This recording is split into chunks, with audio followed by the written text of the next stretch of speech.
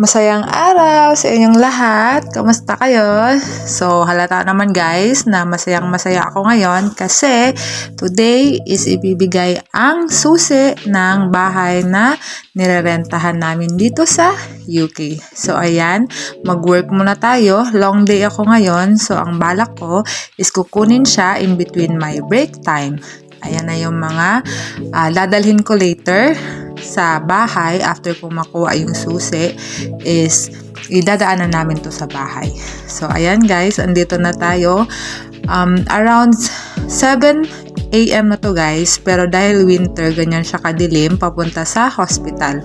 Kasi malayo kami nagpa-park, so lalakad na kami papunta ng hospital. And then after that, kain muna tayo.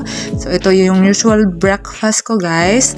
I have bread, peanut butter, at saka saging. So, ayan, nilalagay ko siya dyan. So, ayan si Ate Love, yung nakatalikod. Sa kanya ako nakikitira ngayon for the meantime. And then, today is February 7. So, ito turn over na today. Ang susi ng bahay na binigay ng Lord sa amin. I'm so excited. And then, ayan guys, papunta na tayo sa agency. So, ayan, Peter Ball and Company ang agency ko. So, dito ko kukunin ang susi ng bahay. So, ayan, andito na tayo guys. In between break time ko ito guys. Meron akong 1 hour na break time kasi 30 minutes. And then after that, may time owing ako. Kaya nadagdagan ng 30 minutes. So, ayan na yung paper bag na binigay sa akin ng agent. Nandyan na yung susi ng bahay. Yan, papunta na ako sa hospital niyan guys kasi magjo-duty pa ako hanggang 6:30 ng gabi. So, naglalakad lang talaga ako guys, papunta doon at pauwi. And then, andito na tayo sa hospital. Ayan, nag-elevator na ako papunta sa taas. And then, kakain lang ako ng mabilisan kasi work na ulit tayo. So, ayan guys. Then, after that, guys, kinagabihan, after duty, ayan, hinatid na ako ni Ate Love sa bahay na rerentahan ko. So, ayan, nandito na kami sa street ng bahay namin dito sa UK. So, nagrerenta lang kami dito, guys. And, praise God at pinrovide niya tong bahay na to for us para magsimula kami dito as a family soon. So, ayan, praise God din sa buhay ni Ate Love kasi siya talaga yung ginamit ng Lord para maging okay yung transition namin dito sa UK, especially transition ko. So, ayan na yung mga maleta guys na dala namin from bahay kanina. So, ilalagay na natin siya sa bahay. Pero, hindi ako dito matutulog sa kina Ate Love muna ako for the meantime kasi wala pa akong hihigaan. So, naglalagay lang ako ng mga iba kong gamit dito. And then, yan na yung susi guys. And then, iiwan lang namin siya dito para next time na lilipat na ako is konti na lang yung mga gamit na dadalhin ko. So, thank you Lord sa bahay na ito and we dedicate this house to you, O God. And we pray for your protection. We pray that everyone who will enter this house will be blessed. And yan yung unan guys na galing sa hospital. And then, healing, protection be upon this house in the name of Jesus. So, ayan guys. And then, ayan yung maleta ko. Diba, sobrang empty siya guys. Ito yung tinatawag nila na unfurnished na bahay. Wala talaga siyang gamit.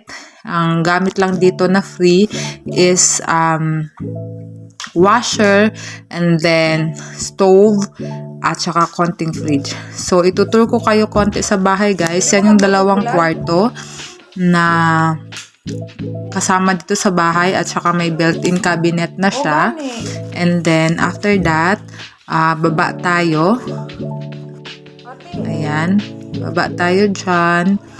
And then, andyan yung living room at dining, diba? Sobrang empty niya, guys. So, another prayer for provision para makabili ng mga gamit dito. But we know that God is faithful and hindi niya kami pababayaan. Ayan. So, ito yung libre na appliance na nandito na sa bahay. Ayan yun. So, ang gas dito and electric, yan, isa yan sa mga bills na babayaran namin. And then, tubig, and then, wifi, at saka, council tax, guys. Yes, guys, meron ditong council tax. Ang council tax is para sa nagkokolekta ng basura, para sa, example, ano pa ba yung para dun sa council tax? Basta, ganun, maintenance siguro ng street. And then, ang mga basura dito, guys, is dapat segregated. Merong mga, merong food waste, merong recyclable, at saka meron yung general waste. So, ayan yung kusina, guys. Ayan yung libre din na washer. And then, ito yung CR.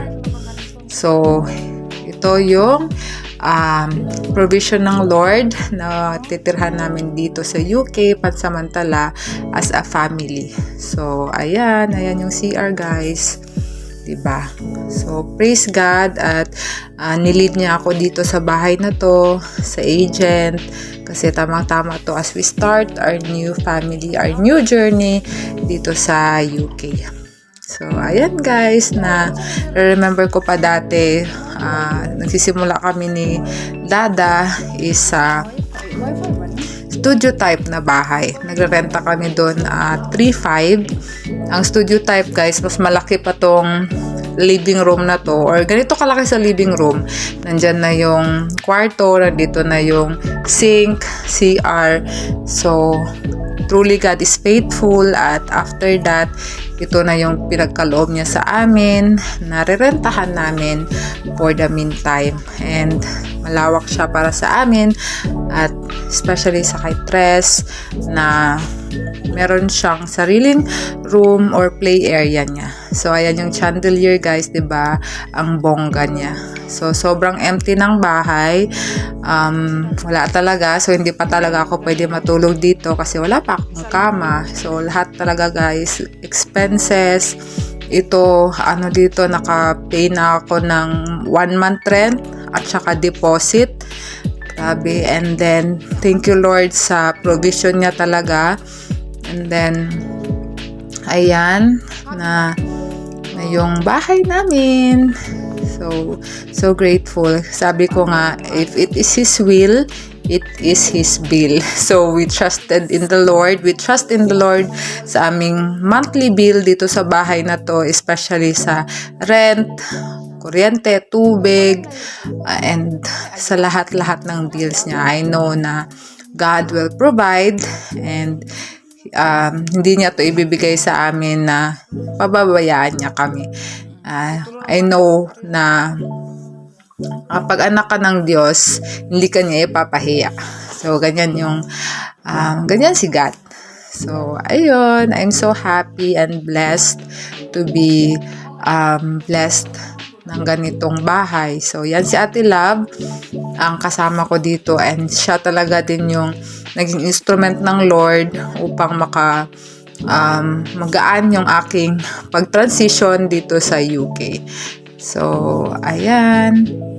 And then guys, ito na yung pag-pray over ko sa buong bahay as I dedicate it to the Lord, that He will protect us, He will be with us, He will make this room as a house, as an instrument of His love towards other people, that everyone who will come in this house will be blessed and will be healed and will know Jesus. So, ayun lang guys, ang aking ganap.